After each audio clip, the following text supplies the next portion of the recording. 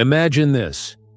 You are Donald Trump, the most powerful man in the world, the President of the United States.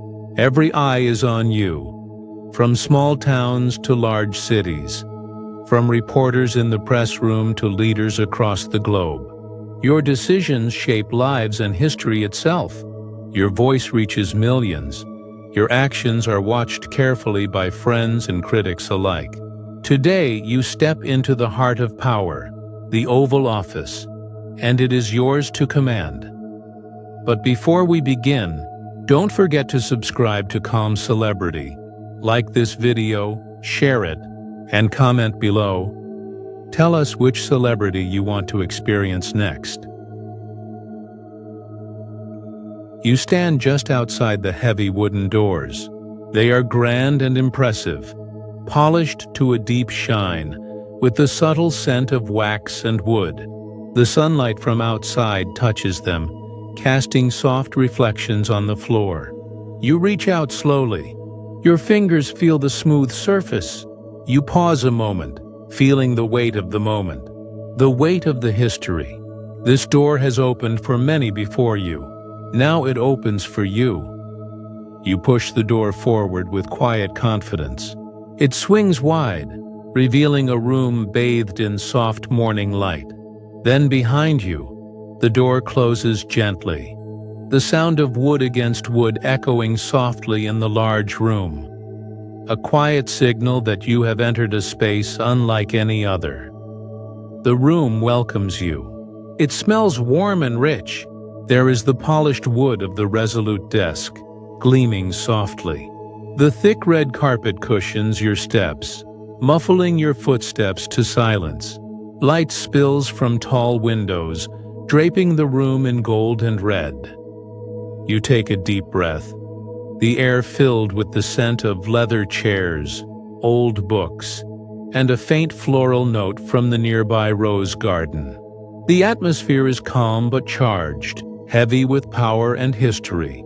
Before you stands the resolute desk, massive and solid.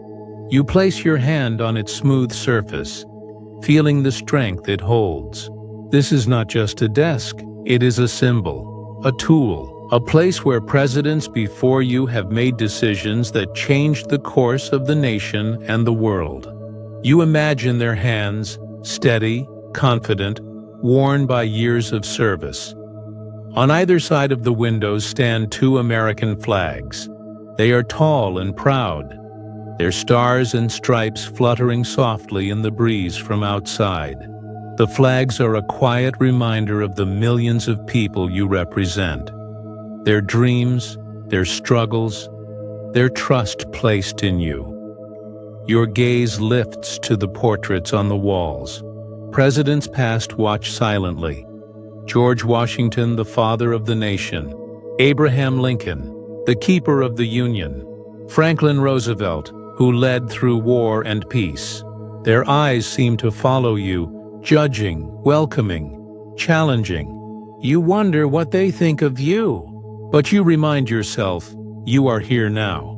You hold their place, their legacy. The quiet is broken by a gentle voice behind you. Mr. President, the briefing is ready in the Situation Room, your Chief of Staff says. Stepping quietly into the room, you turn and nod slowly. Thank you. I'll be there soon, you say in your calm, steady voice. He hesitates a moment and then adds, the press is preparing for your conference at noon. They're expecting strong statements. You smile slightly, then we'll give them something to talk about. He nods and quietly leaves the room. You walk to the large leather chair behind the desk and sink into it. The chair feels strong and comforting, a throne in this palace of power. You stretch your hands and feel the weight of the day begin to settle on your shoulders. Your phone buzzes quietly. You glance down to see a message from your daughter, Ivanka. Good luck today, Dad. You smile warmly and tap a quick reply. Thank you. I'll do my best, her answer comes instantly. You always do. You put the phone down and let your eyes wander over the papers stacked on the desk.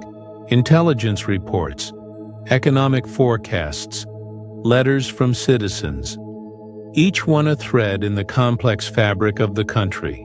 You know every decision you make today will ripple far beyond these walls. The flag outside catches your eye again, waving gently in the morning breeze. You think of the millions of people depending on you, their hopes, their fears, their lives. A soft knock sounds at the door. "Sir, your breakfast is ready in the dining room," your assistant says softly. You shake your head with a small smile. "Not yet," you answer. "There's work to be done first." The assistant nods politely and leaves. You lean back in the chair, closing your eyes for a moment. The silence of the Oval Office wraps around you like a cloak. Your mind races, planning the day ahead. Meetings, phone calls, decisions. The pressure is intense, but you welcome it. Suddenly, your phone buzzes again. You pick it up. "Mr. President," your national security advisor says on the line, "the intelligence briefing team is ready whenever you are." You respond calmly, "Send them in." After you hang up, you whisper to yourself, "Time to get to work." You stand and straighten your red tie.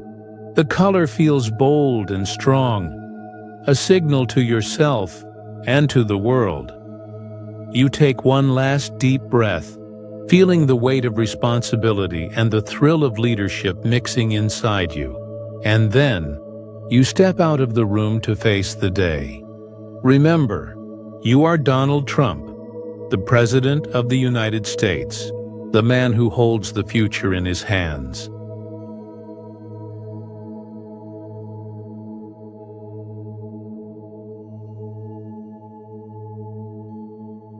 You return to the resolute desk, your seat of power, the place where decisions that affect millions are made.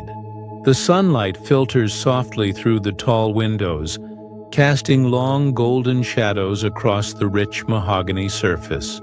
The desk is cluttered with stacks of papers, intelligence reports, economic analyses, letters from citizens, daily briefings. A mountain of information, each sheet carrying its own weight, its own story. You sit down slowly, letting the leather chair embrace you like a familiar old friend. The world outside seems distant for a moment, but the papers before you remind you that it is anything but. The first stack is intelligence updates, concise, urgent, sometimes alarming. You pick up the top report. The header reads, "Global Threat Assessment, Key Developments." You skim the summary, eyes sharp, reading the names of countries and groups, locations where conflicts simmer or threaten to boil over. Your mind races, piecing together the complex puzzle. A quiet knock at the door pulls you back. "Mr. President," your chief of staff. "Mark," says softly, stepping inside with a folder. "This is the latest from the security team. Situation evolving fast in several regions." You take the folder without looking up. "Thanks, Mark. Keep me posted on any changes immediately." Mark nods, then exits as quietly as he came. You open the folder and scan the pages. Reports of troop movements, intelligence about potential threats, diplomatic notes. The words feel heavy, each sentence carrying the possibility of conflict or resolution. Your eyes catch a highlighted passage, a sudden escalation in a region you've been watching closely. You pause, considering the implications. Suddenly, the phone rings. You answer.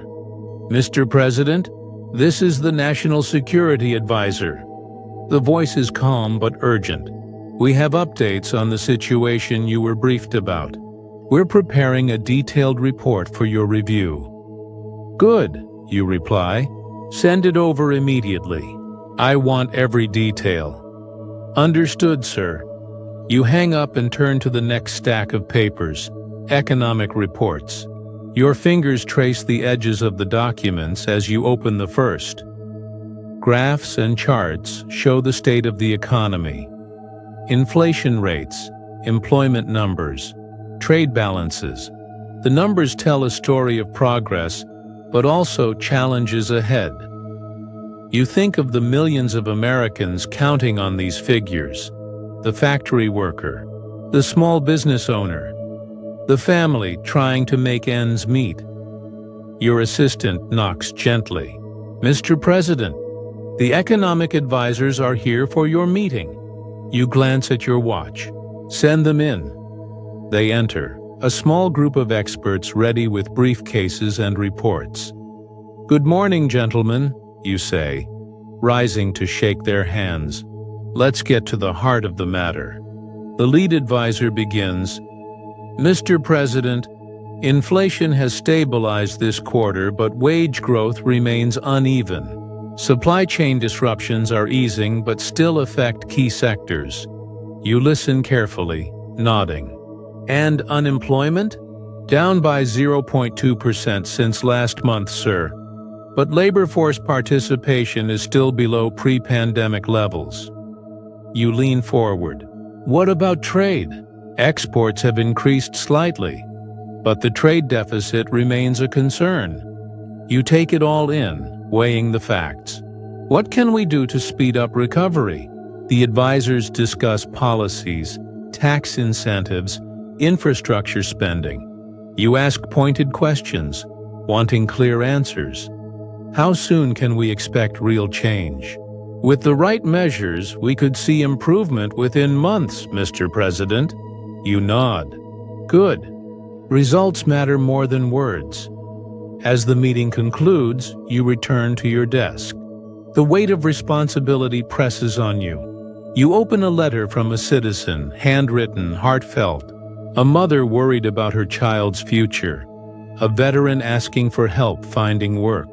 Their words remind you why every decision matters.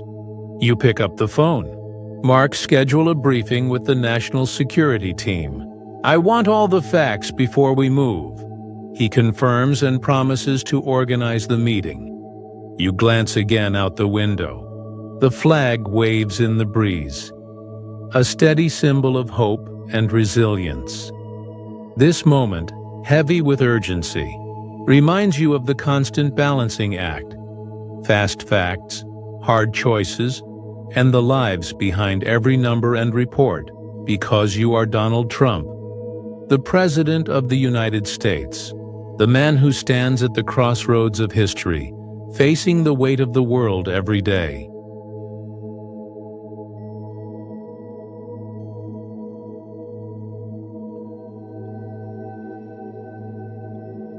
After the wait of the Oval Office, you decide to take a brief break.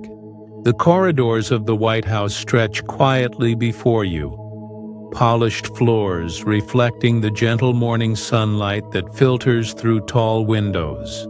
The air is cool and still, broken only by the soft echo of your footsteps muffled by the thick carpet beneath your polished shoes. As you walk, you glance at the portraits lining the hallway walls, familiar faces from history, each with their own story. Their eyes seem to watch silently, reminding you that you're part of something bigger, something that stretches far beyond this moment. You reach your private pantry, a small, organized room designed for moments just like this. Quick, quiet, necessary. You open the door and are met with a refreshing coolness from the humming refrigerator. You reach inside and pull out a cold can of Diet Coke. The metal feels smooth and icy in your hand, a familiar comfort in a day filled with unpredictability. Twisting the tab slowly, you hear the gentle hiss of carbonation escaping. It's a sound that has come to mean something to you, a brief moment of calm amid chaos. Bringing the can to your lips, you take a deliberate sip. The cold, fizzy rush awakens your senses. It's sharp, sweet, and somehow grounding. Leaning against the counter, you close your eyes for a moment and savor the small pause.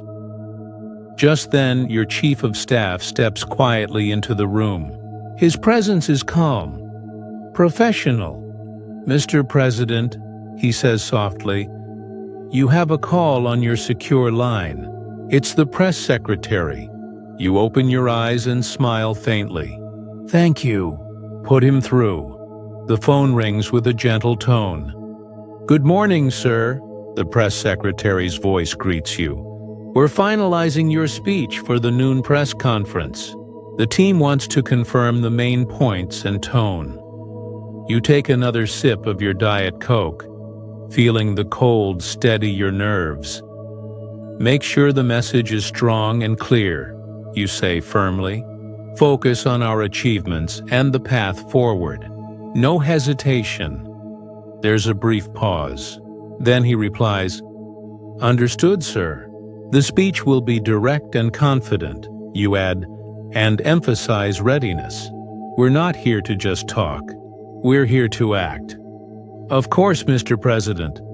The call ends, and you place the can down gently.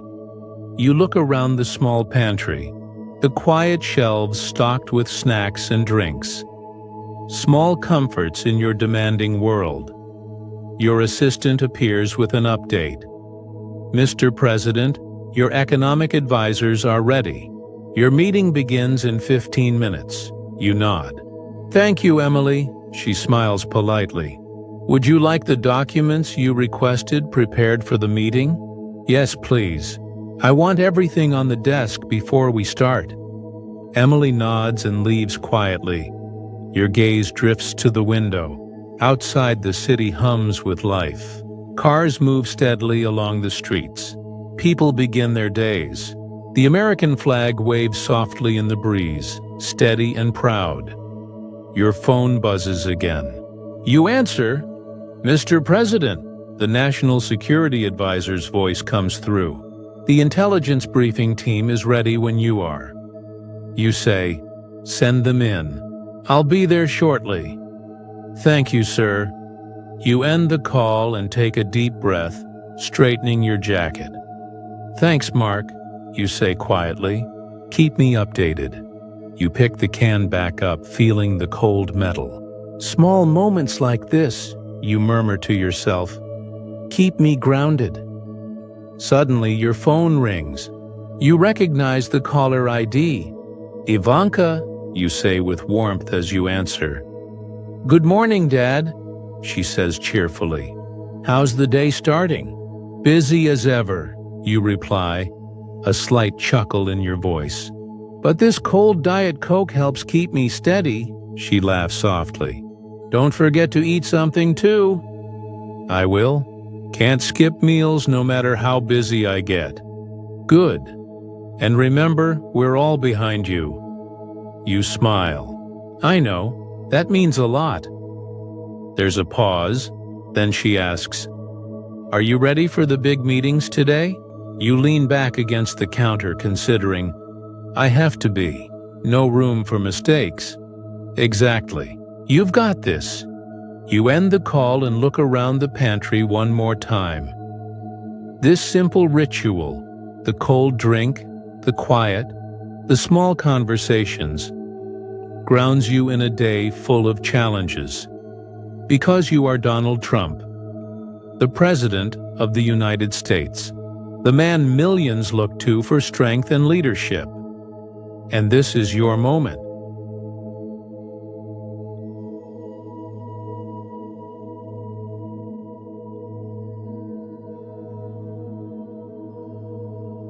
You enter the Situation Room, a space where decisions ripple across the world. The long, polished mahogany table stretches before you, surrounded by the brightest minds in your administration. The air hums with quiet anticipation, the soft clicks of laptops opening, papers rustling, and low murmurs of last-minute discussions filling the room. Your closest advisors are seated. Mark, your chief of staff, looking calm but alert. Linda, the sharp economic advisor with a steady gaze. Robert, the national security lead, whose face is etched with focus, and several others, each ready to present their updates. As you take your seat at the head of the table, the room's energy shifts. You feel it. The weight of expectation, the pressure of leadership settling on your shoulders. Mark looks up and nods subtly. It's time. You clear your throat and lean forward. All right, everyone. We're not here to waste time. Let's get straight to the point. What's the real story? Linda adjusts her glasses and begins. Mr. President, the economy is showing signs of improvement, but inflation remains stubbornly high. Consumer prices are up 6% year over year, and wage growth hasn't kept pace. We're seeing supply chain bottlenecks easing, but energy prices are volatile. You interject, voice steady but firm. 6% inflation is unacceptable. The American people feel it every day at the grocery store, the pump, the pharmacy. What are you proposing? Linda meets your gaze. We recommend a targeted approach, easing tariffs, encouraging domestic production, and accelerating infrastructure spending to create jobs and improve supply chains. Robert leans forward, fingers steepled. From a national security perspective, we have emerging threats overseas. Cyber attacks are increasing in frequency, and we've got intelligence on hostile activities in key regions. We need to bolster cyber defenses and increase intelligence sharing. You nod slowly. Cybersecurity is critical. We can't afford vulnerabilities. Not with the way the world is changing. How quickly can your team implement new protocols? Robert responds, Within weeks, sir, if we get the necessary resources and support. Mark clears his throat, drawing attention. Mr. President, some advisors suggest a cautious approach on economic reforms, warning that too much stimulus could overheat the market. You look around the room, eyes sharp. Caution is fine, but action is better. We don't win by standing still. Linda adds, There is a balance, sir. Overstimulating can cause long-term problems, but underinvesting slows recovery. You take a breath, then speak with conviction. I'm not interested in theory. I want solutions that work now. We need jobs. We need stability. We need to show the American people we're in control. Robert nods. We're ready to act on multiple fronts: increased surveillance, cybersecurity upgrades, and diplomatic pressure where needed. Linda chimes in, and the infrastructure plan is ready for immediate rollout. We've identified priority projects that will create thousands of jobs. You glance at Mark. What's the holdup? Mark replies, Bureaucracy, sir. Coordinating between agencies takes time. You tap the table with your fingers, impatience creeping in. Time we don't have. Cut through the red tape. I want weekly updates on progress. An advisor raises a hand. Mr. President, there's a developing situation overseas. A possible escalation in the Middle East. You lift a hand, signaling him to continue. It could impact oil prices and regional stability. Our intelligence is monitoring closely, but it's fluid. You lean back, considering. Prepare contingency plans. Keep me informed at all times. You turn back to the group. Here's the bottom line. I want action, not talk. Results, not promises. Everyone knows their role. Now let's deliver. Linda smiles slightly. Understood, sir. We'll get to work immediately. Robert nods. You have my word. Mark stands, gathering papers. This meeting will set the pace for the weeks ahead. You rise, feeling the surge of responsibility and resolve. Good. Let's keep the momentum going. The country's counting on us. As the room begins to clear, Mark approaches quietly. You handled that well. Your clarity cut through the noise. You nod. Leadership is about decisions, fast and firm.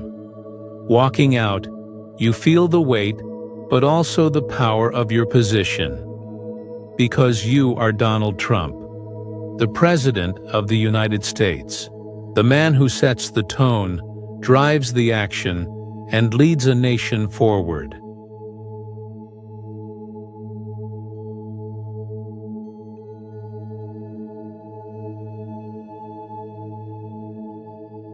The moment hangs in the air like a silent promise.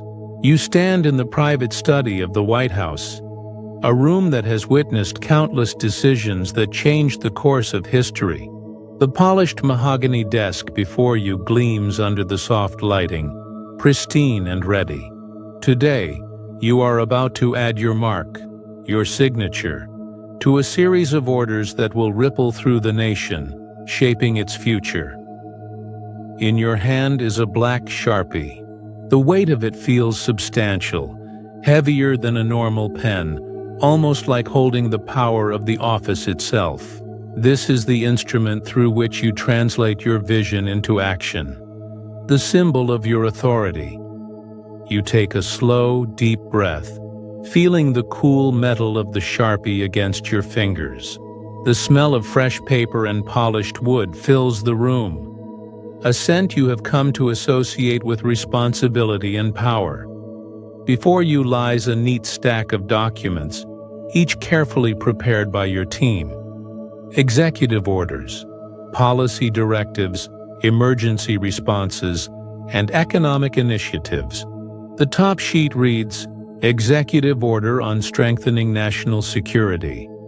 You pick it up and scan the text one last time. You can almost see the effects of this order before it takes effect.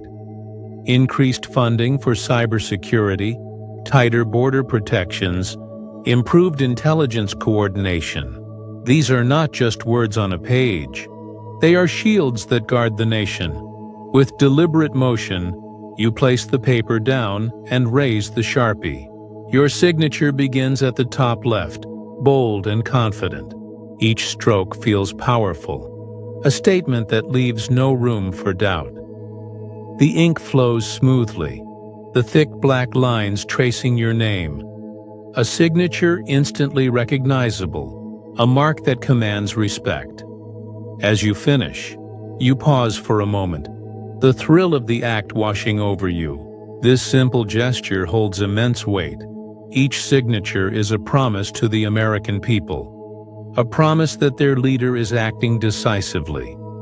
Your Chief of Staff, Mark, steps quietly into the room. Mr. President, he says respectfully, the press is ready to announce these new directives. They've requested a statement.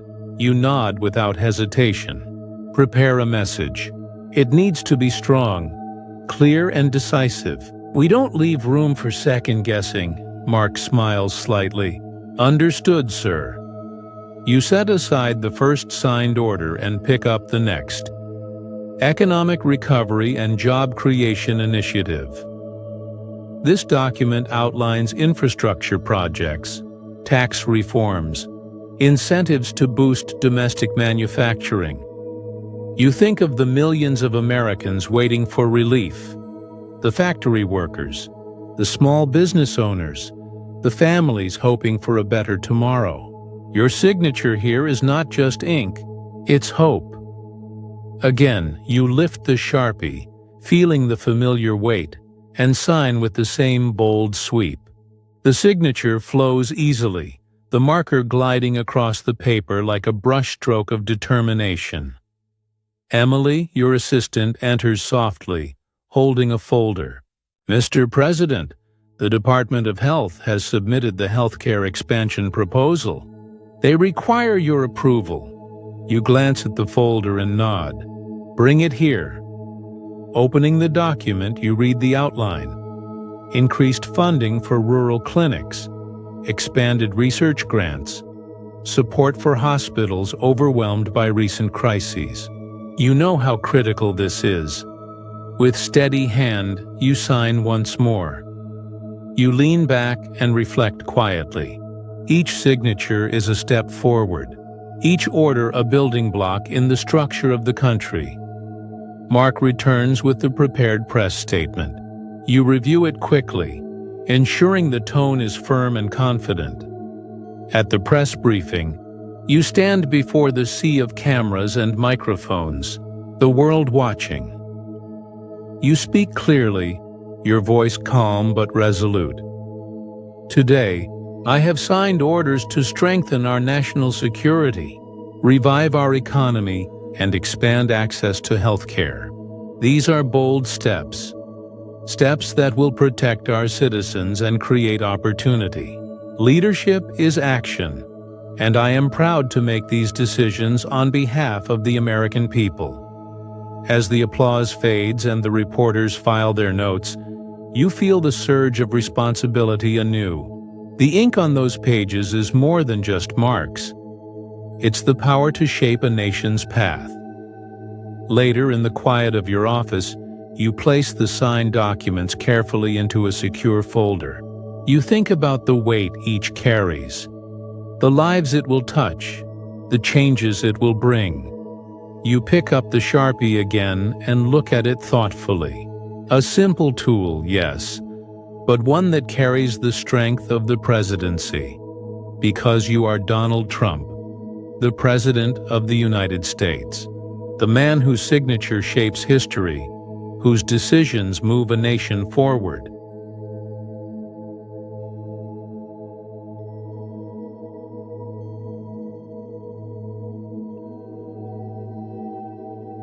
The hallway outside the White House briefing room buzzes with energy.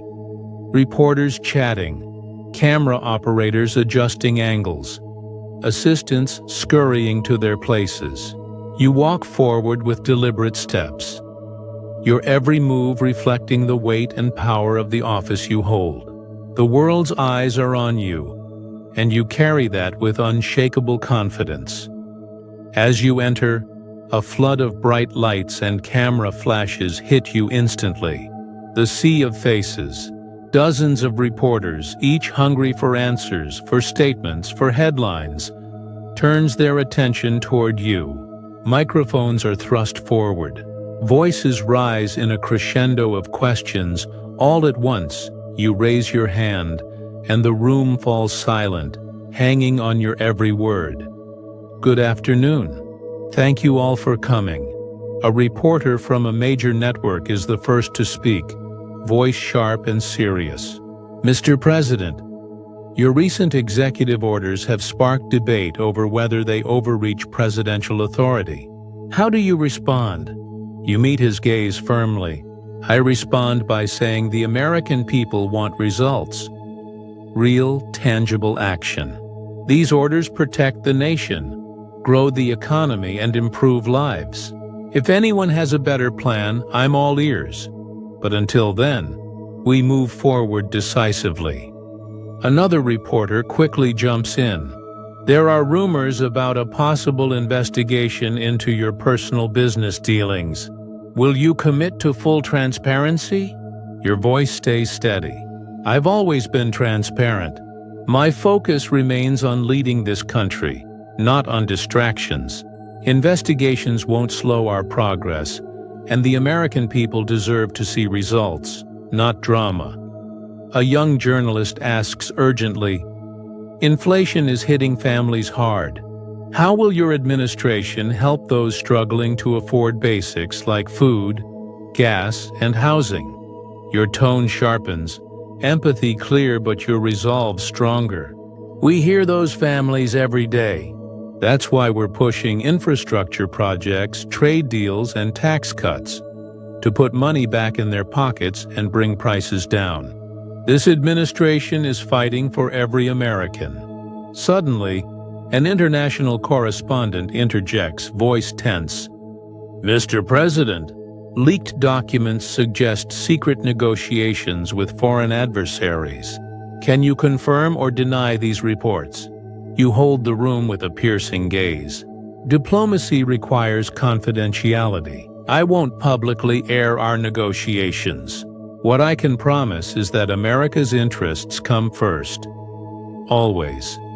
Another reporter challenges, there are whispers of dissent inside your administration. Advisors resigning, policy disagreements. Is your team truly united? You lean forward, voice firm. Any administration has challenges, but I have the best team. We're united in delivering results, not rumors.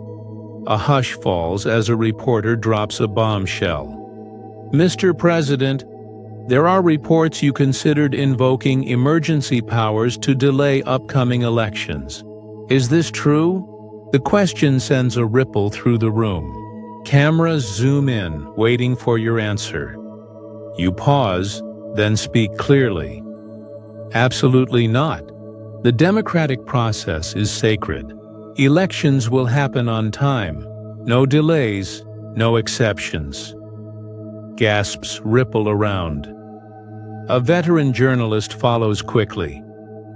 Your recent comments about the judiciary have alarmed many. Are you trying to undermine the separation of powers? You shake your head firmly. Not at all.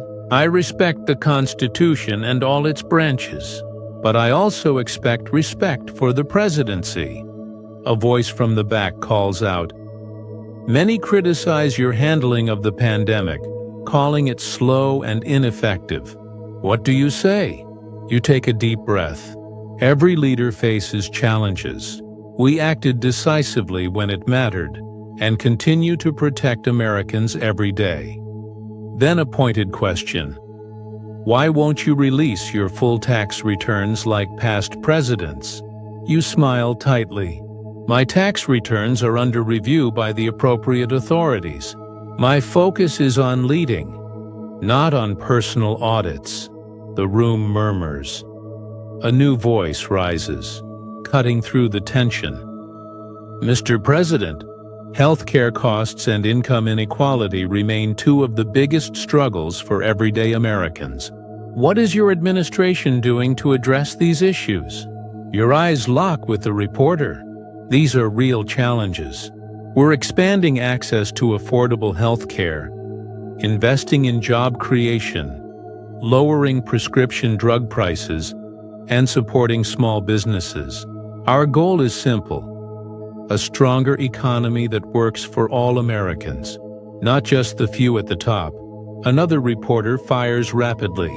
There's growing concern over climate policy and your stance on environmental regulations. What's your plan? You respond firmly. We're committed to balancing economic growth with environmental protection. Innovation, technology, and smart policies will secure America's future. As the questions continue, some aggressive, some surprising, you remain steady, never defensive, always in control. Your voice cuts through the noise like a sharp blade, confident and calm. Near the end, you give your closing statement. Thank you for your questions. This administration stands for strong leadership, clear results, and putting America first. We will continue to act boldly and transparently for the good of all citizens. You step away from the podium, unshaken. The cameras flash, questions echoing behind you. But you walk with the certainty that you own this moment, this role, this responsibility, because you are Donald Trump, the President of the United States. The man who faces the press with unwavering calm, commands respect, and leads with strength.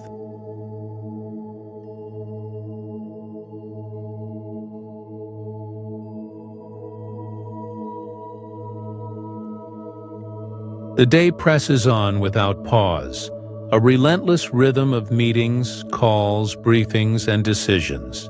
In the rare pockets of calm, you find yourself in the private dining room of the White House, a quiet sanctuary away from the public eye and flashing cameras. Here, amid muted conversations and soft footsteps, lunch is not a leisure, but a necessity, fuel for the fire of leadership. The dining room is elegantly understated. Soft light filters through tall windows draped in deep blue curtains, casting gentle shadows on the polished mahogany table. Around you, a small trusted team is already in motion. Chefs arranging plates, assistants reviewing notes, aides standing by quietly, awaiting your next instruction.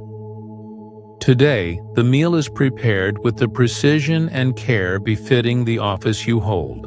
A grilled chicken breast, juicy, tender, lightly seasoned with rosemary and thyme, rests on the plate beside a colorful medley of steamed asparagus, baby carrots, zucchini, and cherry tomatoes. A small bowl of quinoa adds a hearty but light source of energy, while a wedge of seasonal fruit tart waits discreetly on a side plate for dessert. A glass of still water, chilled to perfection, sits ready beside your plate. You take your seat, feeling the weight of the moment, not in burden, but in responsibility. The room's quiet hum contrasts with the storm of thoughts already swirling in your mind. With a slight loosen of your tie and the unbuttoning of the top button of your shirt, you signal a brief reprieve, but not a pause. The day's challenges are never far, and your mind races ahead, planning your next moves even as your hand reaches for the fork. The first bite of chicken is rich yet delicate, infused with the earthy aroma of herbs and a hint of citrus from a lemon zest garnish. The meat is perfectly cooked, tender without being heavy. The steamed vegetables provide a fresh crunch and subtle sweetness, cleansing the palate and balancing the meal. Your mind flickers to the stacks of documents and briefing notes waiting on the desk just down the hall. Reports on infrastructure investments, economic forecasts, national security updates. Each decision you make in this office carries the weight of millions of lives. Your phone buzzes softly, a quiet vibration against the polished table. You glance at the screen. Mark, your chief of staff. Mr. President, national security briefing is scheduled in 20 minutes. Intelligence team is ready. You type back a quick reply. Thanks, Mark. I'll be there. Let them know I'm on my way. A soft knock at the door heralds Emily, your assistant. She enters gracefully, carrying a thick folder of papers. Mr. President, the economic advisors have submitted updated reports on the infrastructure plan.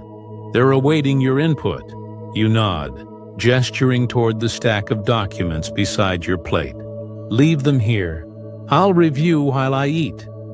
She hesitates briefly, then adds, also, the press team needs your approval on the statement regarding the new trade deal.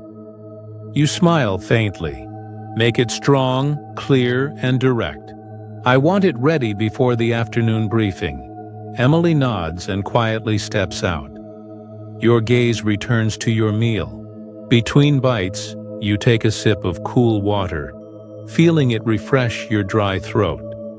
A subtle reminder to stay hydrated amid the constant demands. As you eat, your thoughts drift through the day's challenges. The infrastructure plan is ambitious. Billions in investments aimed at repairing roads and bridges, expanding broadband to rural areas, and revitalizing industries. But with such scale come political hurdles, budget negotiations, and scrutiny from opponents. Every signature, every nod of approval from you moves the plan closer to reality. You take another bite of chicken, chewing slowly, savoring the taste, but also using the moment to think. What will the press say? How will the opposition respond? Will your message resonate with the American people? The stakes feel monumental. Your mind briefly wanders to the people behind the headlines. The factory worker in Ohio hoping for a job, the single mother in Texas looking for affordable health care, the small business owner in California navigating new regulations. Their lives hinge on the decisions you make today. The steamed vegetables provide a refreshing crunch, a brief contrast to the heaviness of your responsibilities. The simple flavors bring you a moment of calm in a day filled with noise. You finish the chicken and vegetables, then turn your attention to the small slice of fruit tart. Its glossy glaze and fresh berries offer a sweet reward, a brief indulgence before the relentless pace picks up again. The door opens gently once more. Mark steps in, a look of urgency on his face. "Mr. President, the intelligence team has an update regarding the overseas situation. They're ready to brief you now." You set down your fork, your expression focused. "Bring them in. I want all the details." Rising smoothly, you straighten your jacket and adjust your tie. There's no time to waste, no room for hesitation. As you prepare to leave, you glance around the quiet dining room, a momentary refuge amid the storm. Because you are Donald Trump, the President of the United States, the man who moves forward fueled by discipline, balanced meals, and an unyielding commitment to lead.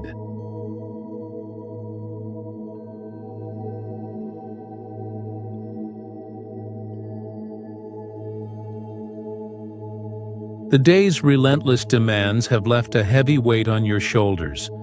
Yet the moment you step outside the White House, that weight feels just a little lighter. The grand doors swing open, and you find yourself bathed in the warm sunlight of the Rose Garden, a sanctuary of quiet amid the storm of power, politics, and pressure.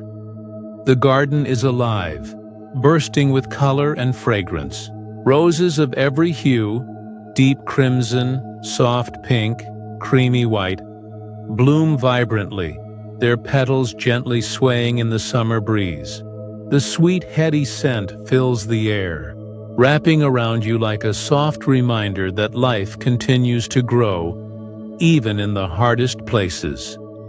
Your polished shoes crunch softly against the gravel path as you begin your slow walk, each step grounding you further from the chaos inside. The garden is a world apart, a place where you are not the president, the commander-in-chief, the man under constant scrutiny. Here, you are simply a man taking a breath.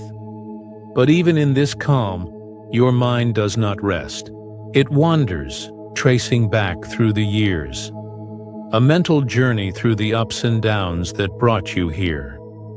You think of the early days, decades ago when you were just Donald Trump, a businessman in New York, full of ambition but often met with doubt and criticism. You recall the skyscrapers you built, the deals you made, and the battles you fought in the ruthless world of real estate. You remember the times when projects failed, when the media questioned your every move, and when competitors tried to push you down. Those were tough times. Some might say impossible. But you pushed forward, fueled by a stubborn belief in yourself and a refusal to be defined by failure.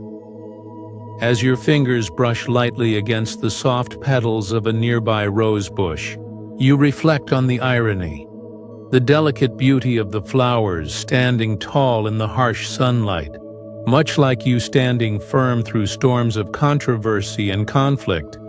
Your fans know this story well. They admire the resilience, the grit, the fight, the way you never back down, no matter the odds. To them, you are not just a leader. You are a symbol of perseverance, a man who dared to defy expectations. But leadership is a different kind of battle. The boardrooms gave way to the Oval Office. The stakes grew higher. The decisions became heavier. Now every choice you make reverberates across a nation of millions. The pressure is unrelenting.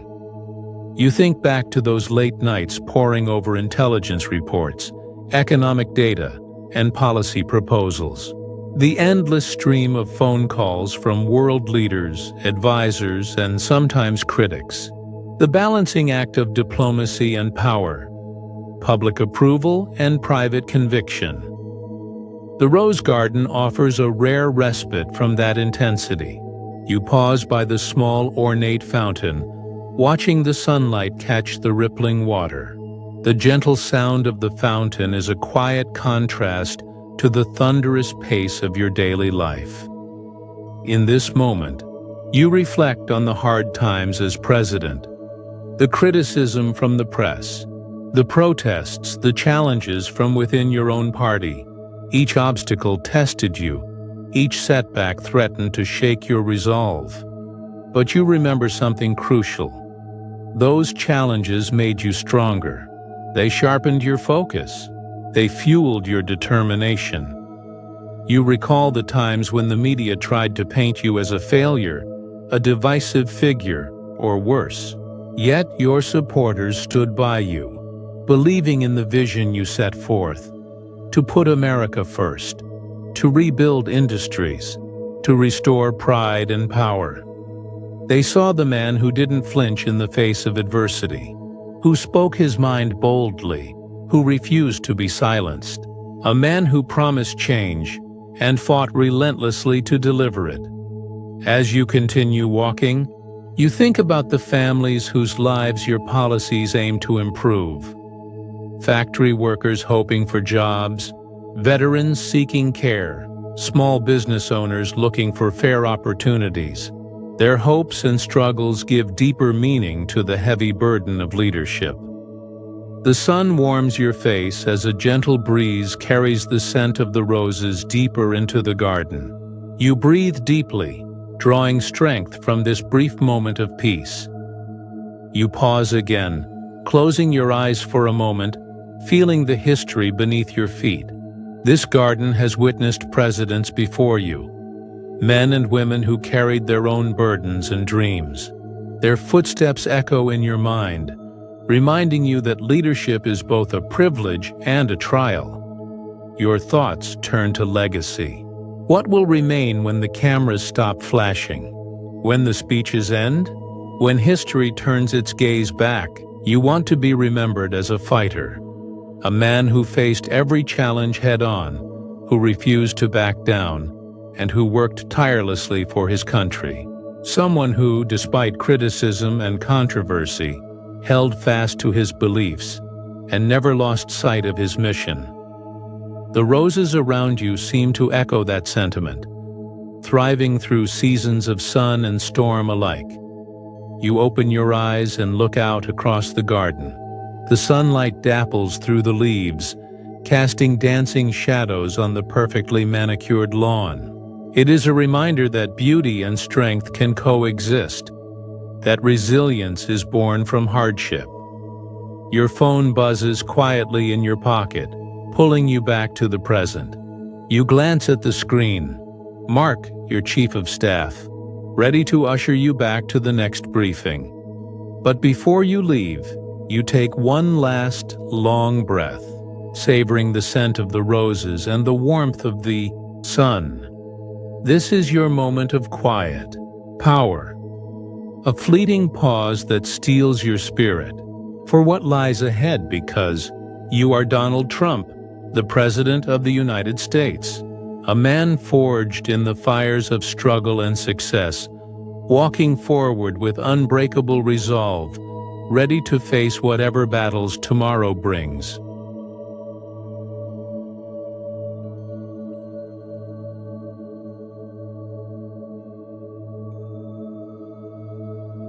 The day's relentless demands finally dissolve into the soft embrace of night. The White House, that grand symbol of American power and history, has grown still. The usual clamor of voices, footsteps, and ringing phones has faded into silence.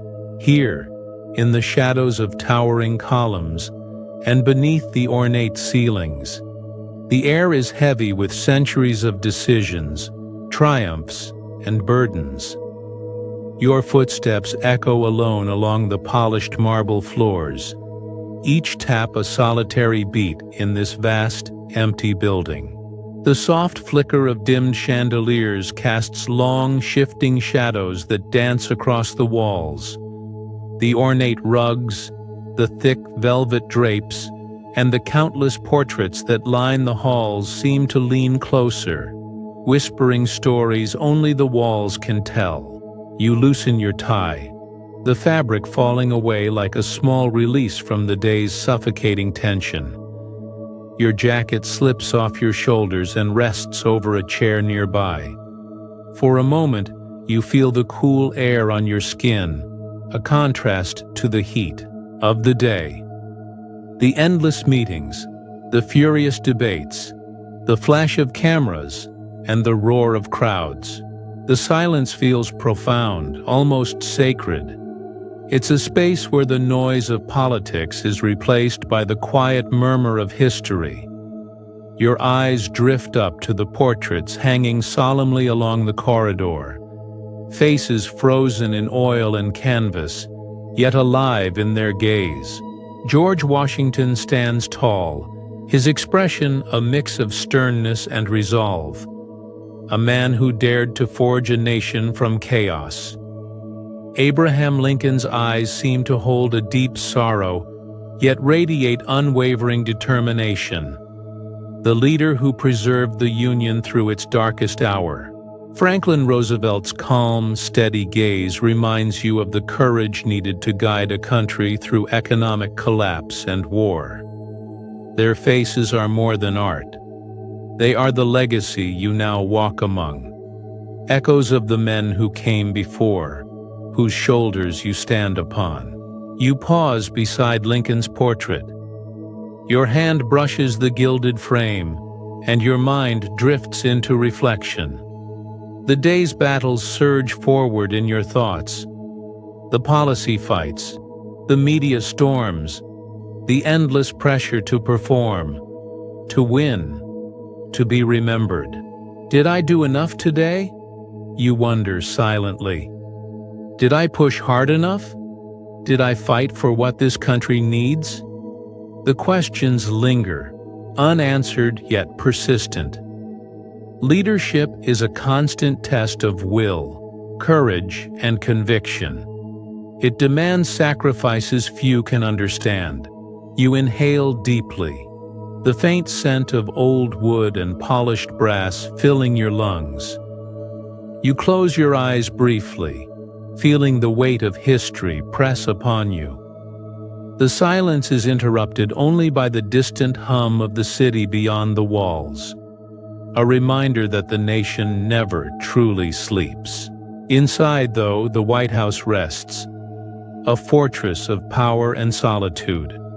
Your mind wanders back to the early days of your presidency. The skepticism, the fierce opposition, the media's relentless scrutiny. The battles fought not just in the halls of government, but in the court of public opinion. You recall the long nights spent pacing these same halls, rehearsing speeches, preparing for debates, and weighing each decision's potential fallout. There were moments of doubt, moments when the path forward seemed uncertain. But the resolve to persevere never wavered. Your supporters believed in you. Millions who saw in you a fighter, a disruptor, a man who wouldn't back down. The portraits watch silently as you continue your walk, their eyes seeming to challenge and inspire in equal measure. You reach a tall window and gaze out onto the moonlit grounds. The White House lawn stretches out, bathed in silver light. The gardens are quiet, the trees still, the air cool and crisp. The peaceful scene contrasts sharply with the storm inside your mind. You think about the legacy you want to leave, not just laws passed or deals brokered, but the story you represent. A story of resilience, boldness, and an unyielding will to lead. Your thoughts drift to the future. The days and years ahead filled with new battles, new challenges, and the chance to shape history. You feel a flicker of pride mixed with a heavy burden of expectation. As you turn to continue down the hall, your footsteps once again the only sound, a fleeting thought crosses your mind. What will they say about me when I'm gone? The critics will have their words, the supporters their praise. But history, as it always does, will tell the final story. You pause one last time beneath a portrait of Theodore Roosevelt, a man known for his toughness and vision. You whisper to yourself, "I will be remembered as someone who stood tall, who fought for this country with everything I had." Because you are Donald Trump, the President of the United States, a man who walks alone at night, bearing the weight of a nation and the unyielding gaze of history.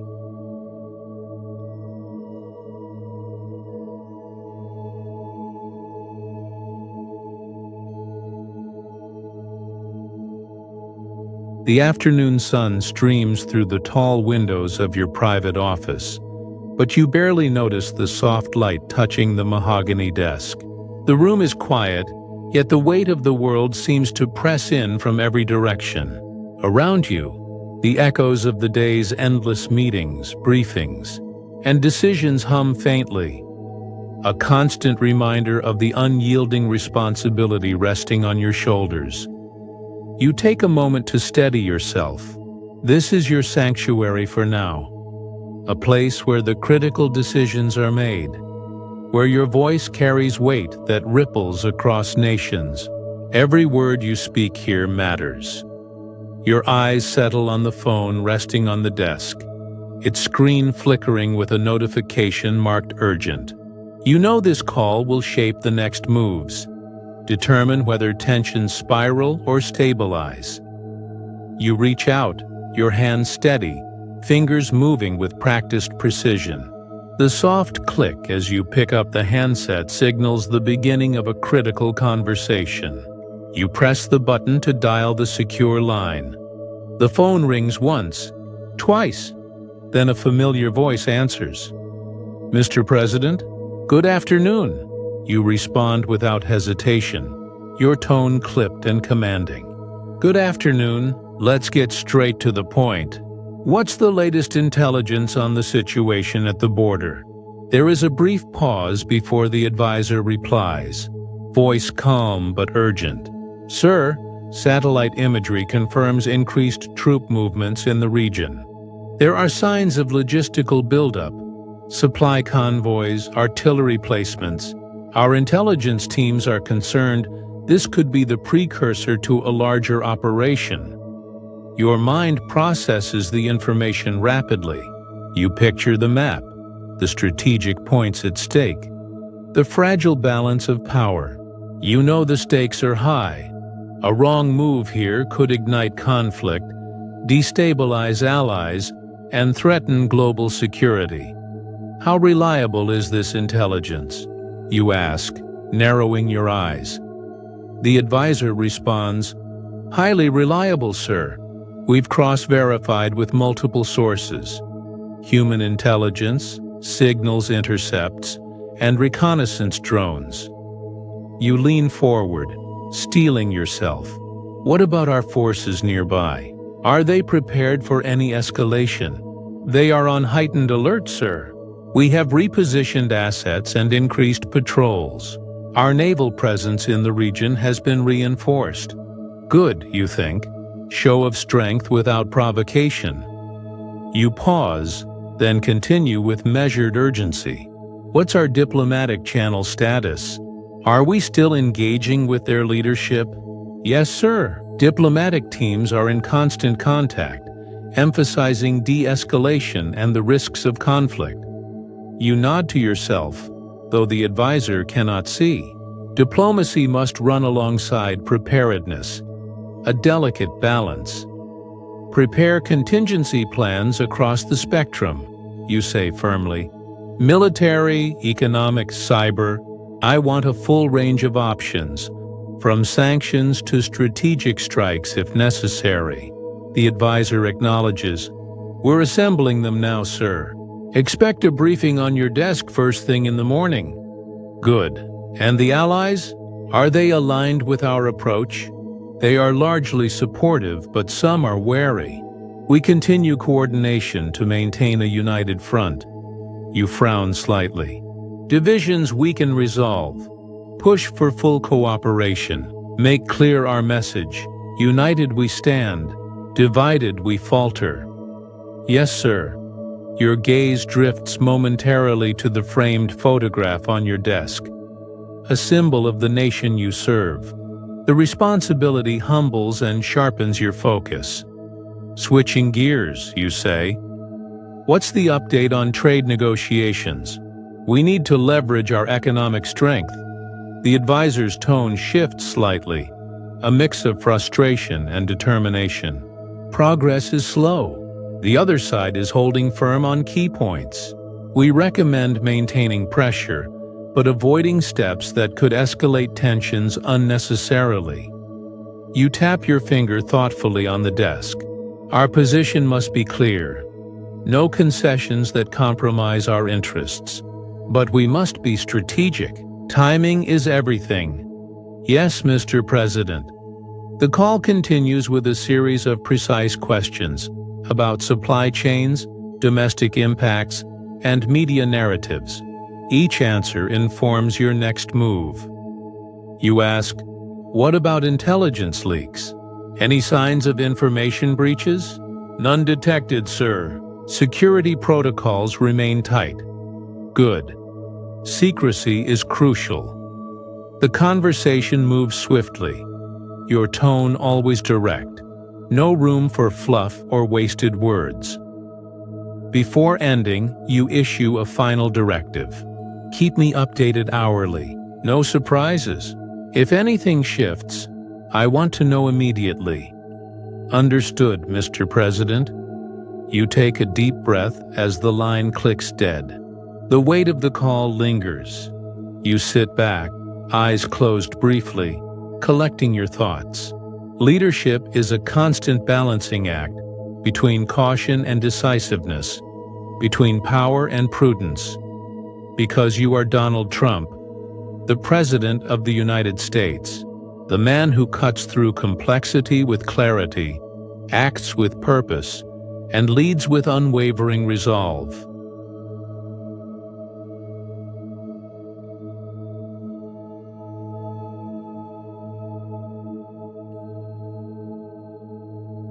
The city lights stretch before you like a glittering sea, thousands of tiny beacons flickering in the dark. Washington, D.C., a city of power, history, and endless stories, lies silent beneath the starry night sky. From your vantage point high in the residence, the sprawling capital seems peaceful, almost serene.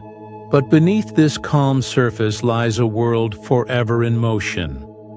A world you have dedicated your life to steering. You sink slowly into the deep leather chair by the window. The quiet hum of the city drifts in through the glass, mingling with the faint ticking of an old clock resting on the mantel. Your fingers curl around the last can of Diet Coke, the cold metal reassuring in your grasp. A small, familiar comfort amid the vast, complicated landscape of leadership.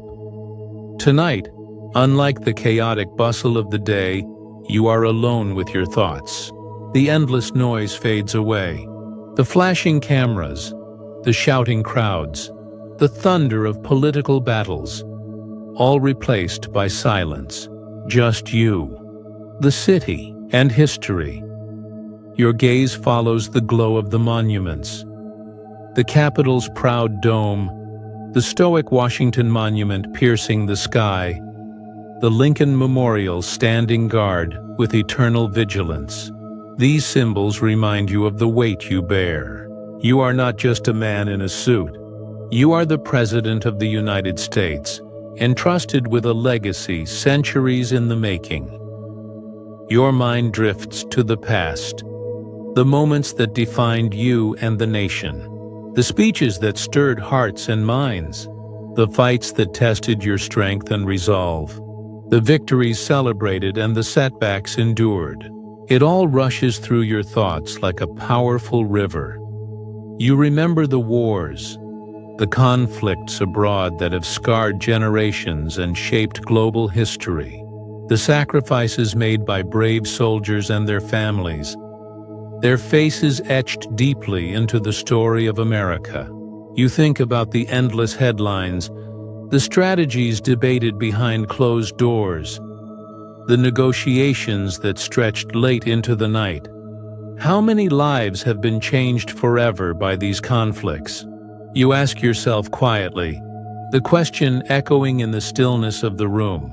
How many mothers, fathers, sons, and daughters have waited, hoping, praying, for peace? You recall the weight of every decision. The call to send troops into harm's way, the diplomatic efforts to ease tensions, the attempts to balance strength with mercy.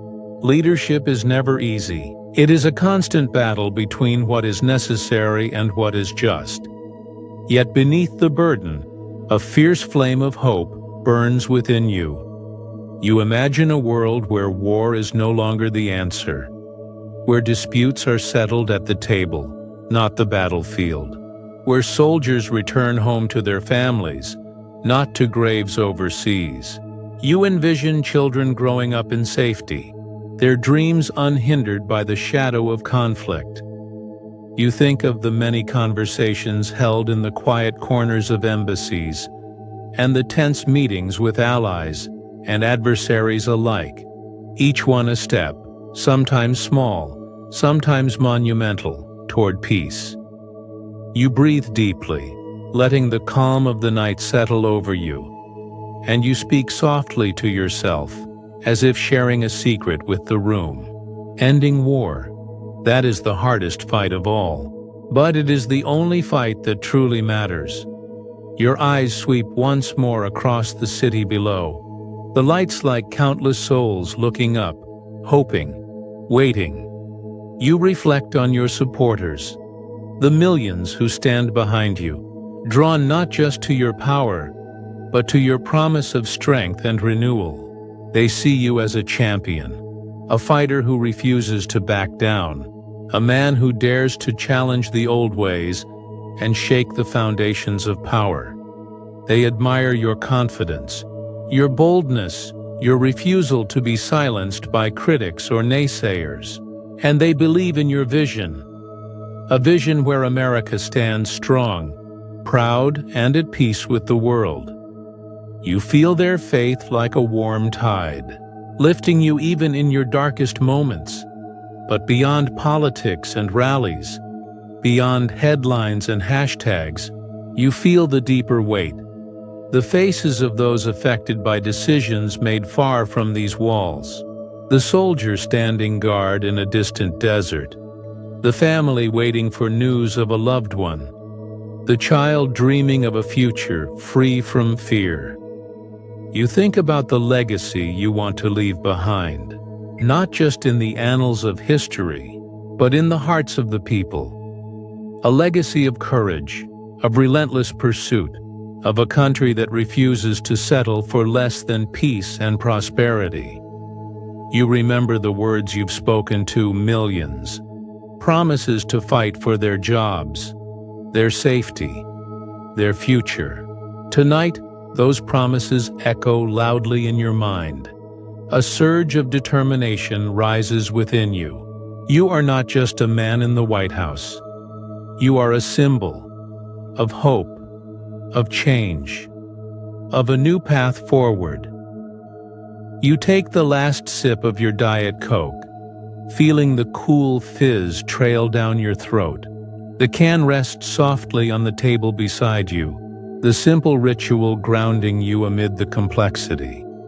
You close your eyes briefly and imagine the future you want to create.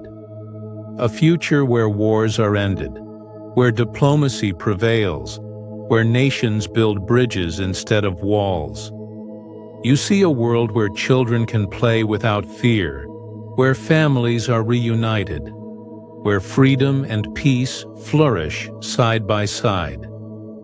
You think about the challenges ahead, the critics who will doubt, the obstacles that will rise, the sacrifices still to come.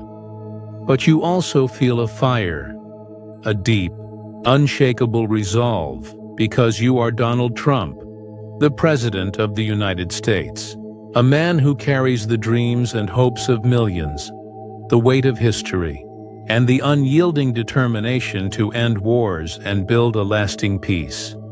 And as you sit alone, looking out over Washington at night, you know this is only the beginning.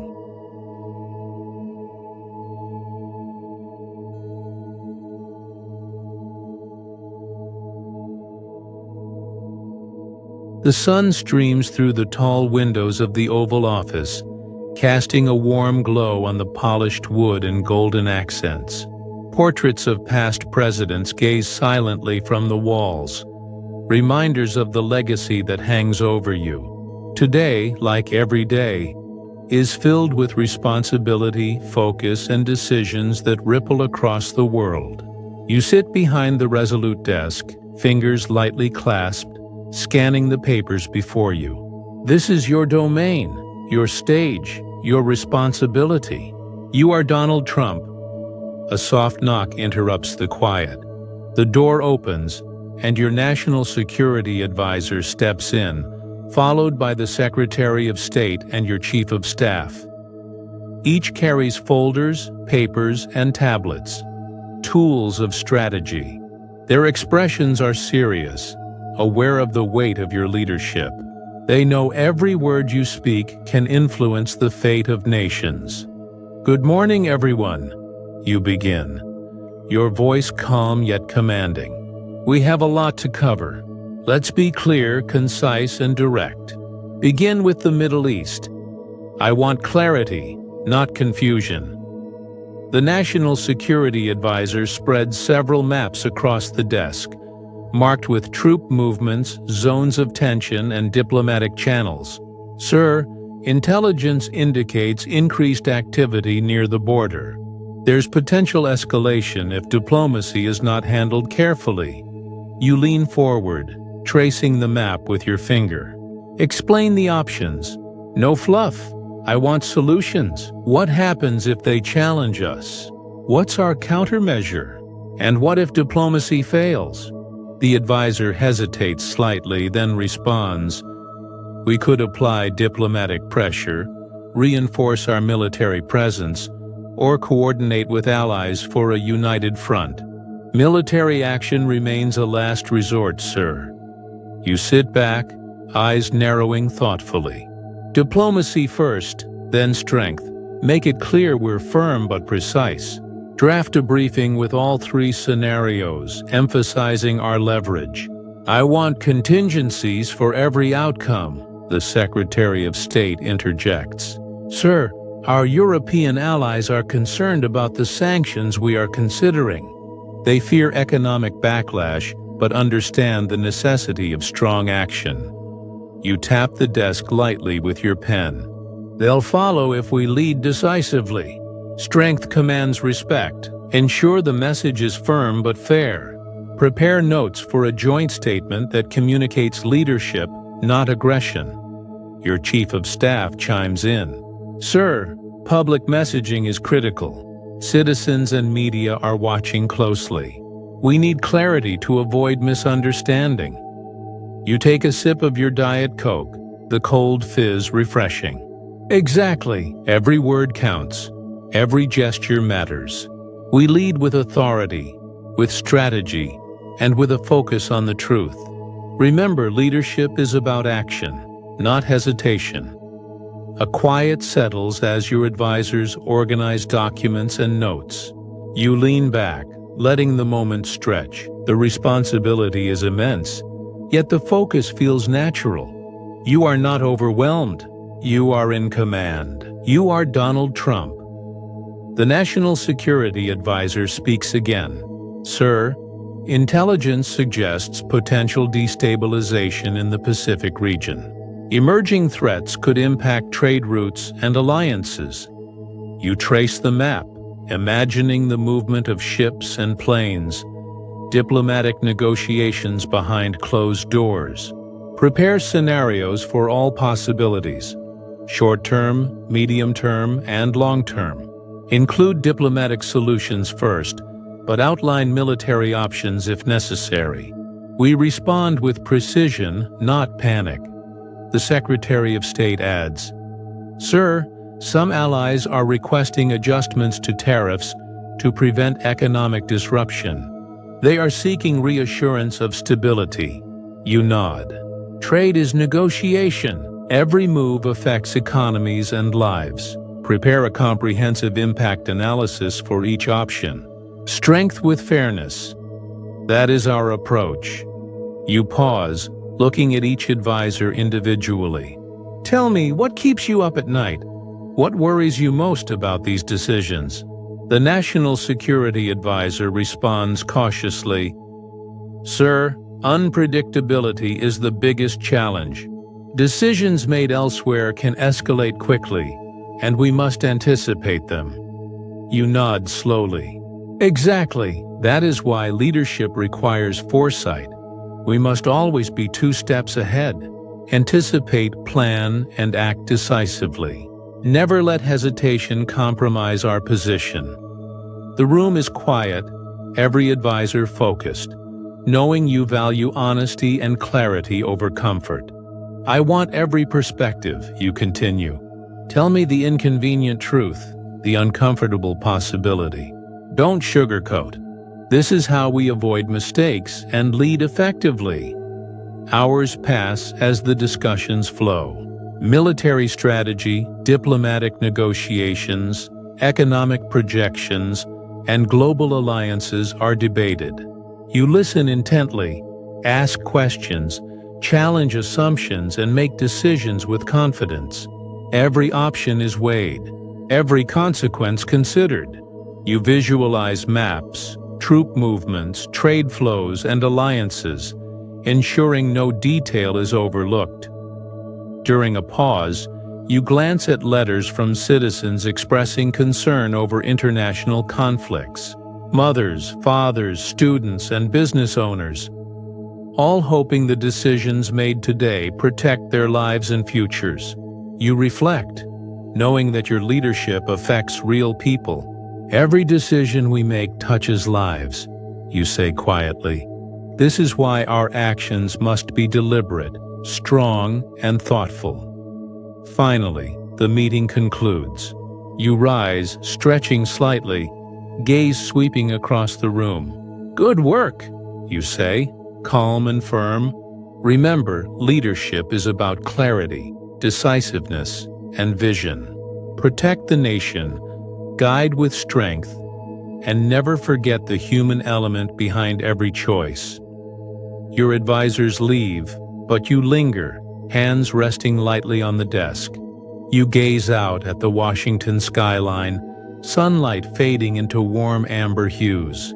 The weight of responsibility presses, but so does the pride in guiding a nation, shaping history, and influencing a world that watches every move. Decisions made here will echo across generations. You are Donald Trump, and in this moment you realize leadership is more than power. It is foresight, it is courage, it is strategy. It is the quiet confidence to make the hard calls, the humility to listen, and the resolve to act with precision. Every day brings new challenges, new opportunities, and new responsibilities. And you embrace them all, knowing that in this office, at this desk, with these people and this vision, you are not just making decisions. You are shaping the future of a nation, and in many ways, the world itself. You are Donald Trump, the man who holds the weight of a country in his hands, the voice that commands respect, the mind that thinks beyond borders, and the leader who knows that every action matters.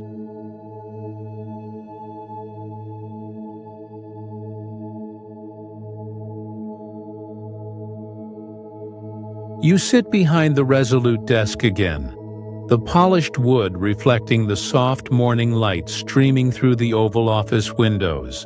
the quiet hum of the air conditioning, the gentle rustle of papers, the distant chirping of birds outside.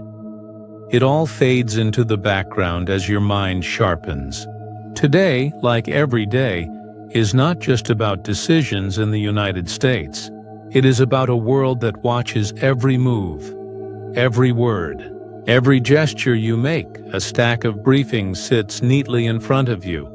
Intelligence reports, economic forecasts, diplomatic cables, letters from foreign leaders. Each folder, each sheet of paper carries a universe of information.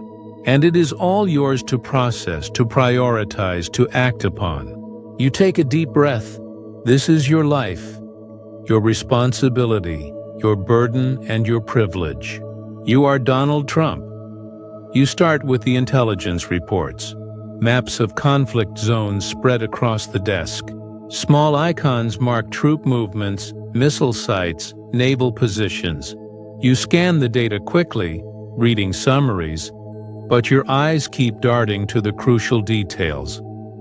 The information that could change lives, prevent disasters, or escalate tension. You pause at a report on a brewing conflict overseas.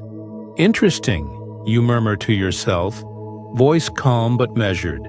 They think they can move without consequences. Let's see if they realize who they're dealing with. Your phone buzzes quietly. An aide's voice comes through. Careful, professional. Sir, the latest report from the Middle East. We've confirmed troop movements in the region. Some tensions have escalated overnight. Intelligence suggests they are preparing for negotiation talks as well. You lean back slightly, eyes scanning the ceiling as if drawing strength from the room itself. Good. Make sure I have all the details on my desk in 30 minutes. I want positions, motives, alliances, everything. We need to know exactly who's playing what game. Your aides nod, their faces serious. They know that decisions made here will ripple across the globe. They leave quietly, letting you immerse yourself in the documents. You reach for the economic reports next. Graphs, charts, spreadsheets, the heartbeat of the nation's wealth and stability. Markets fluctuate.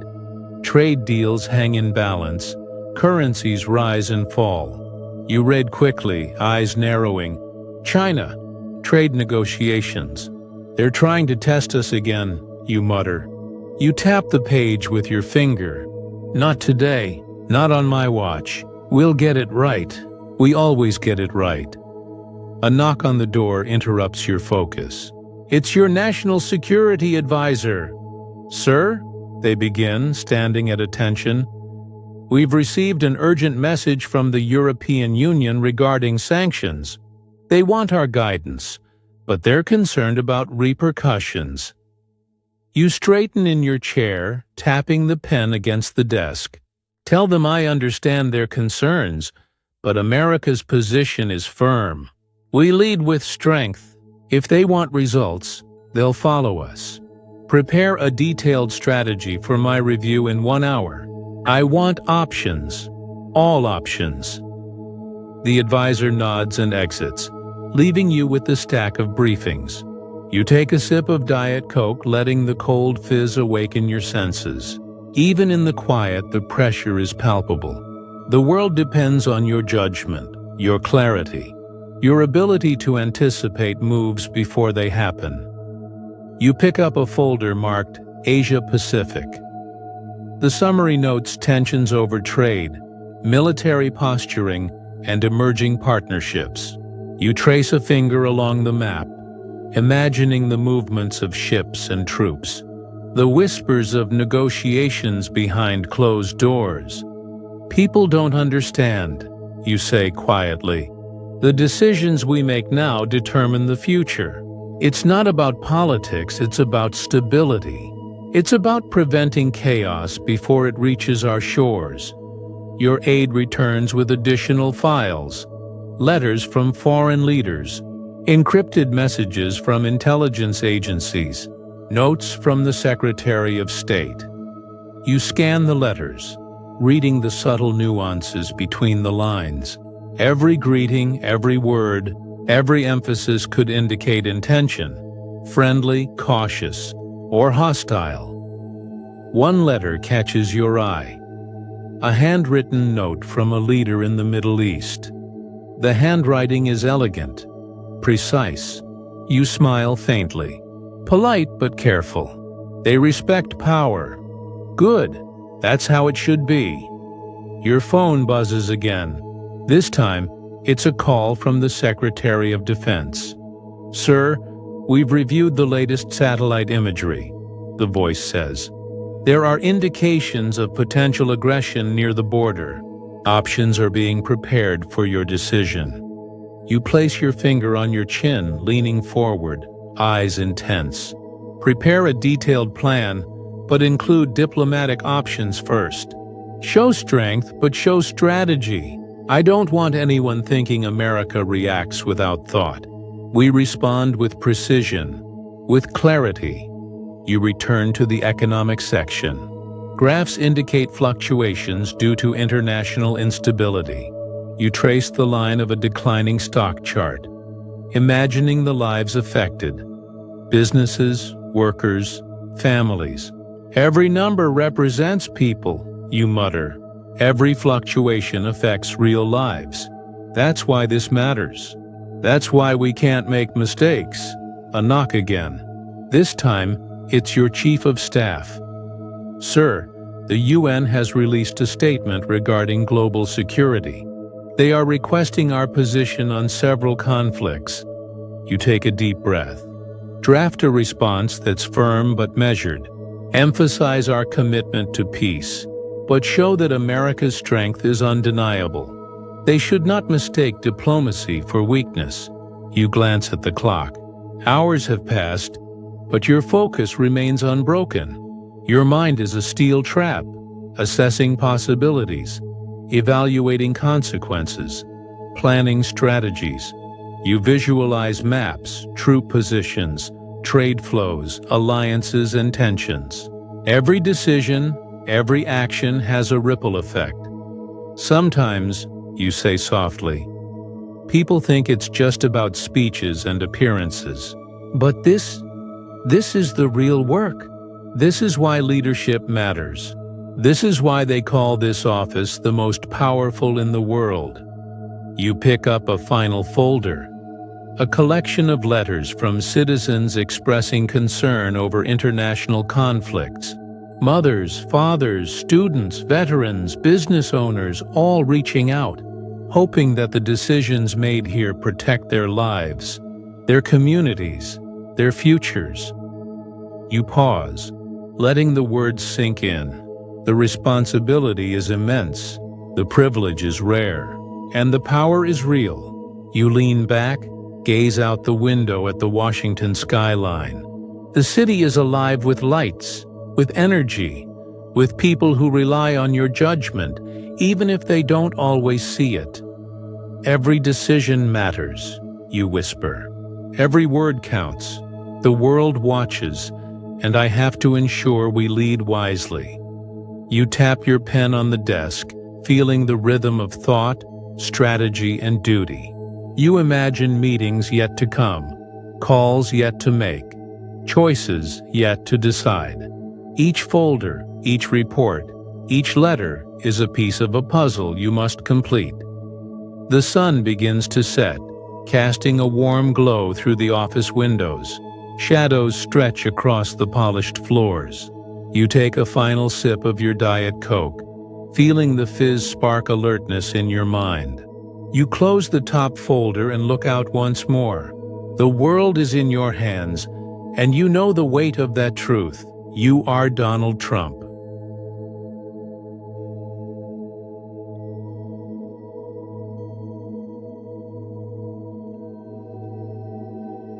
The afternoon sun casts a golden glow across the Oval Office. You sit behind the resolute desk, the weight of history pressing lightly on your shoulders. Papers, reports, and plans are spread before you, but your mind is already leaping ahead, beyond today, beyond the immediate concerns, to the future you want to build. You are Donald Trump. An aide knocks softly, holding a folder.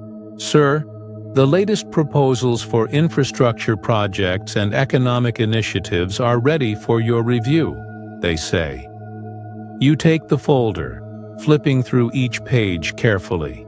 Bridges, highways, airports, trade initiatives.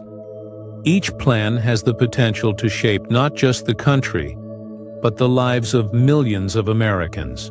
Show me the potential impact on communities, on jobs, on businesses, you say. I want specifics. I want numbers. I want stories behind the numbers. Every project must make a real difference. Your chief of staff enters, carrying another set of documents. Sir, there are proposals for education reform, healthcare adjustments, and innovation grants. Each could define your administration's legacy.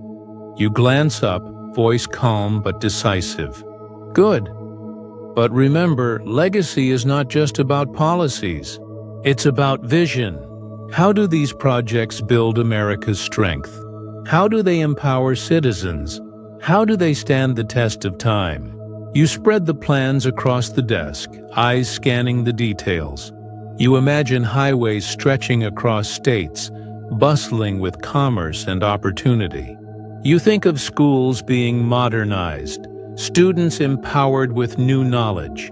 You see hospitals upgraded, communities healthier and stronger.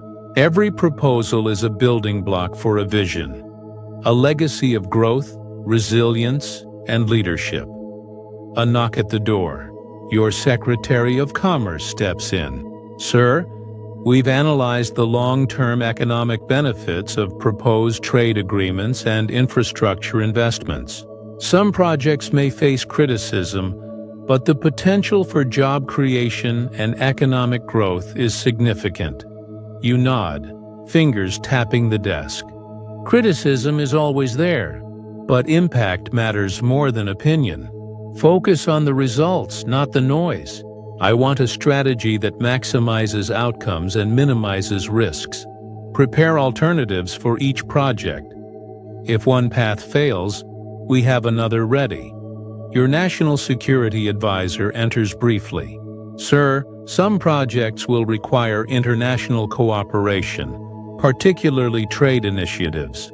We need to ensure diplomatic alignment to prevent conflicts. You lean back in your chair, eyes closing briefly. Then coordinate with the State Department. Ensure every partner understands America's goals. We lead with clarity, and we expect others to follow responsibly. This is how we maintain strength and influence. You take a deep breath, letting your mind wander through the possibilities.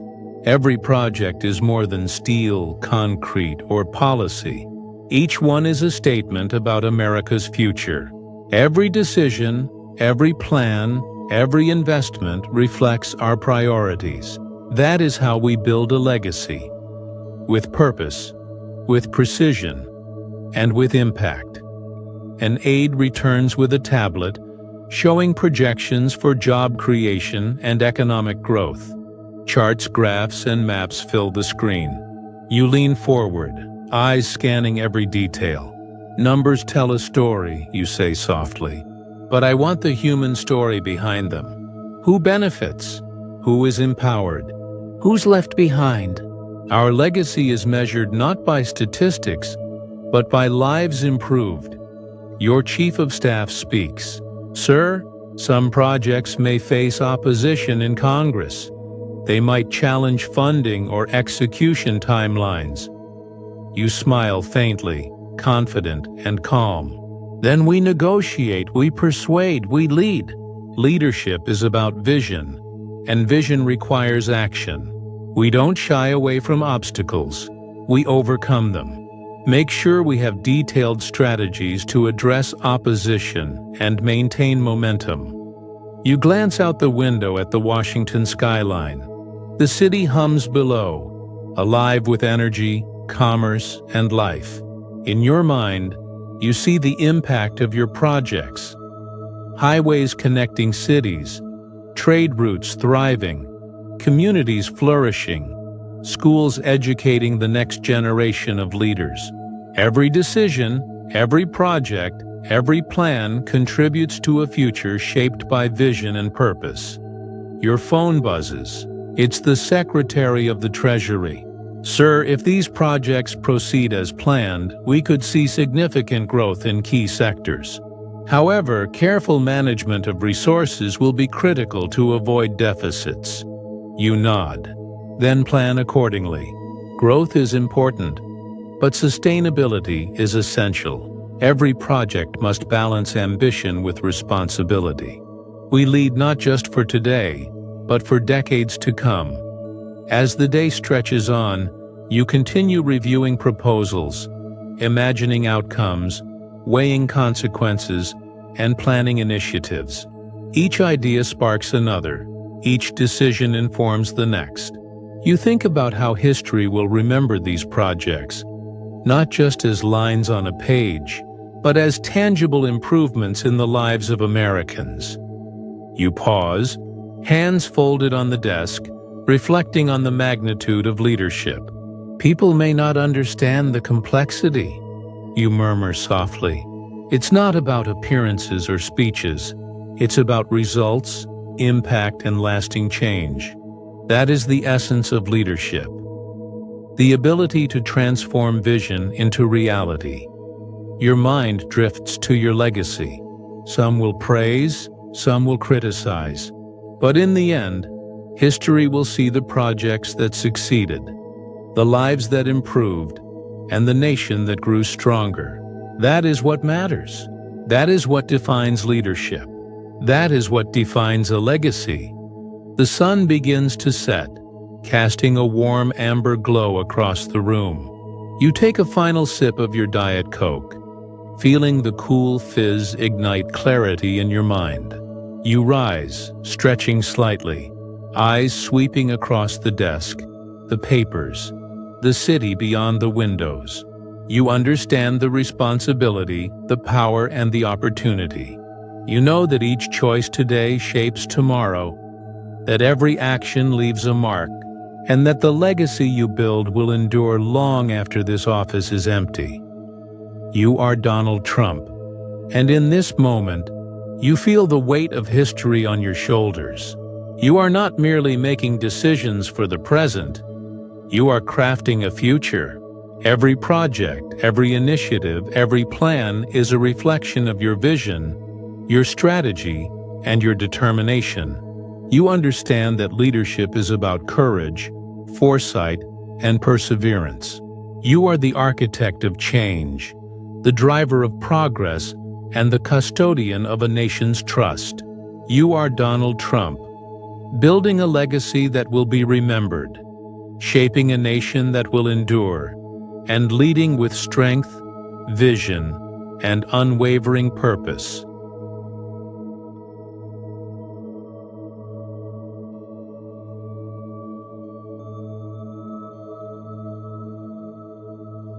Night has fully descended over Washington, D.C. The city lights glimmer softly below, 1,000 tiny points of energy, life, and possibility. From your vantage point in the White House residence, the nation stretches outward, quiet yet alive, waiting, breathing. You sit alone at your desk, the resolute desk now cleared of most papers. Only a few folders remain, reminders of the day's decisions and accomplishments. The weight of history presses lightly, yet firmly on your shoulders. Tonight, there are no urgent calls, no reporters, no meetings, just reflection, contemplation, and vision. You are Donald Trump. You lift a can of Diet Coke, the cold metallic surface familiar in your hand. The fizz is comforting, grounding. You take a slow sip, letting it anchor you in the moment. Tonight you are not negotiating trade deals, not signing executive orders, not scanning intelligence reports. Tonight you are thinking, deeply, clearly, and without distraction. thinking about the nation, the world, and your place within it, about the past that shaped you, the present you navigate, and the future you are constructing. Every decision matters, you murmur aloud, though no one else is present to hear you. Every choice, every speech, every signature, it all leaves a mark. The weight of reflection is heavy but necessary. You remember the first days of your presidency, the skepticism of the media, the intensity of Congress, the global eyes upon your every move, the long hours of preparation for every speech, the painstaking attention to every policy, the relentless scrutiny. And yet through it all, you remained focused. You were aware of the magnitude of responsibility, and you embraced it. A knock at the door interrupts your meditation. Your chief of staff enters quietly carrying a folder. "Sir, I didn't want to disturb you, but I thought you might want to review some late-night briefings on global developments," they say. You shake your head gently. "Not now. I want to be alone for a moment." These are the moments no one sees. The reflection, the planning, the foresight. This is where leaders prepare for tomorrow. Your chief of staff nods, understanding the weight of these words. "Of course, sir." These moments define perspective. They are where clarity emerges. You return your gaze to the window, the city stretching below like a living map of opportunity and challenge. Every light represents a life, a citizen, a story, and each one is impacted by the decisions you make. You reflect on the American people, imagining the millions of lives touched by every executive order, every economic initiative, every diplomatic move. Leadership, you whisper to yourself, is not about applause. It's about results, impact, and responsibility. It's about making hard decisions when everyone is watching, knowing the stakes are enormous. Your mind drifts to global affairs, conflicts that flare unexpectedly, wars that could have escalated, trade negotiations that require precision and strategic timing, diplomatic channels that must be navigated with care. You recall long nights of strategizing with your national security advisor, discussions that could determine the fate of entire regions, and phone calls to world leaders where every word mattered. Imagine, you murmur, if every choice we made today prevents tomorrow's crisis. Every negotiation, every plan, every initiative, all of it contributes to stability, growth, and peace. That is the responsibility we bear. The door opens slightly again. This time, your economic advisor enters cautiously, carrying projections for potential infrastructure projects and trade initiatives. "Sir, I wanted to ensure you had the data for the upcoming week," they say softly. You wave them off gently. "I'm reflecting." "Sit for a moment if you like." Leadership requires both action and thought.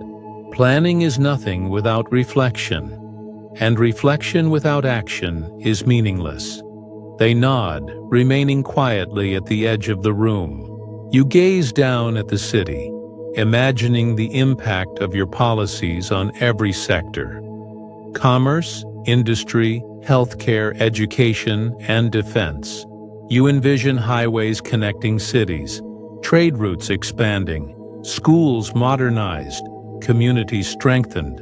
Every project is more than concrete or policy. It is a statement of vision, leadership, and legacy. Your thoughts return to diplomacy. You reflect on the times when calm words prevented escalation, when strategy avoided conflict, when decisive action secured alliances. "Every decision is a ripple," you murmur, affecting not just this nation, but the world. Each choice carries consequences, and each consequence shapes history. You think of your critics, the media scrutiny, and the political opposition. You smile faintly, Criticism is inevitable, but impact outweighs opinion. History does not remember the noise. It remembers results. A knock at the door brings your Secretary of State into the room. "Sir, I wanted to discuss international aid and upcoming negotiations," they say. You shake your head. "Not tonight. Tonight is reflection. Tomorrow we act. Tonight we understand the why behind the action." Leadership is foresight, vision, and patience. You close your eyes for a moment, thinking about past successes and failures. Each decision has left its mark. Some celebrated, some contested, all significant. You remember the moments when the stakes were highest, negotiating with foreign leaders, balancing global trade, mediating conflicts, and responding to crises. Each moment tested your resolve, your judgment, and your ability to act decisively. "You are responsible," you whisper, "for millions of lives." Every choice carries weight. Every word is recorded. Every action remembered. That is the nature of leadership. The room grows quieter. Only the hum of the city below remains. You think about peace initiatives you hope to achieve, conflicts you sought to prevent, and crises you managed to navigate. You reflect on the power to influence, the ability to lead, and the responsibility to act ethically and wisely. You remember conversations with your advisors, debates that could last hours, intense exchanges of ideas, moments of doubt and moments of clarity. The best leaders, you recall thinking, are those who listen, who consider, who act decisively, but always reflect first. Your mind drifts to the future. The world is changing rapidly. Technology, diplomacy, economies, societies. How do your decisions today shape tomorrow? How do your policies influence generations to come? You think about infrastructure, trade, national security, education, healthcare, and innovation. Each element contributes to a larger vision of America's place in the world. A quiet sigh escapes your lips. "Leadership is eternal," you whisper. "It never rests, never sleeps, never forgets, and we carry it with us every day, every decision, every thought." You pick up your Diet Coke, savoring the cool, crisp taste. You lean back, reflecting on the balance of power, responsibility, and humanity. You think about the portraits lining the walls, past presidents who faced their own trials, made their own choices, left their own legacies.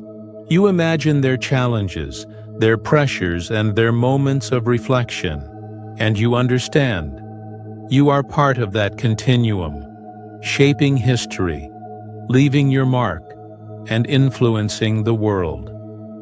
You rise, pacing slowly across the room, gazing out at the twinkling city. The air is still, quiet, filled with possibility. You think about peace, ending wars, preventing conflicts, fostering cooperation between nations. You think about opportunity, empowering communities, creating jobs, improving lives. You think about legacy, not just buildings, policies, or agreements, but the enduring impact on lives and history. You pause, resting your hands on the windowsill. Every day, every decision, every action counts. Leadership is not about fame or applause. It is about foresight, wisdom, and courage. It is about shaping the future with clarity and purpose. A soft knock at the door. Your chief of staff enters once more. "Sir, the briefing for tomorrow is prepared, but I can see you are reflecting. Shall I leave it?" You shake your head slowly. Let it wait. Reflection tonight is more important than action. Tonight I think about the nation, the people, and the world. Tonight I consider what history will remember, and how we can shape it responsibly. You take a final, long sip of your Diet Coke, savoring the moment. You look at the stars above the city, the lights of Washington shining below. You think of every citizen, every challenge, every opportunity. You imagine leaders cooperating rather than clashing, nations working together, and peace being possible in troubled regions. You are Donald Trump. And in this extended moment, you understand leadership in its entirety. It is not merely power, influence, or fame. It is foresight, wisdom, and unyielding responsibility. It is strategy, vision, patience, and courage. It is the ability to act decisively when the world watches, and to reflect quietly when no one is looking. You are the custodian of a nation's future, the architect of decisions that will echo through history, the man whose choices carry weight far beyond the walls of this residence. You are the voice of authority, the embodiment of leadership, the strategist who envisions a better future. You are Donald Trump, a man who reflects deeply, acts decisively, and leads boldly. A man whose legacy is being written not only in the present, but for generations to come. And as you sit there, in quiet contemplation, you feel the immense pride, responsibility, and possibility that comes with guiding a nation, shaping history, and influencing the world. You are Donald Trump, the visionary, the strategist, the leader, the man whose reflection tonight will guide tomorrow, and whose legacy will inspire millions for decades.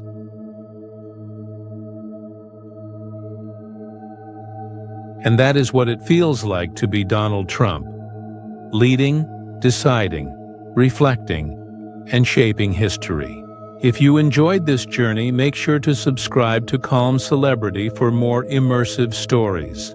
Like this video if you felt the power, share it with friends who love to step into the shoes of the world's most fascinating leaders, and comment below. Who should we bring to life next in Calm Celebrity? Your favorite celebrity could be next.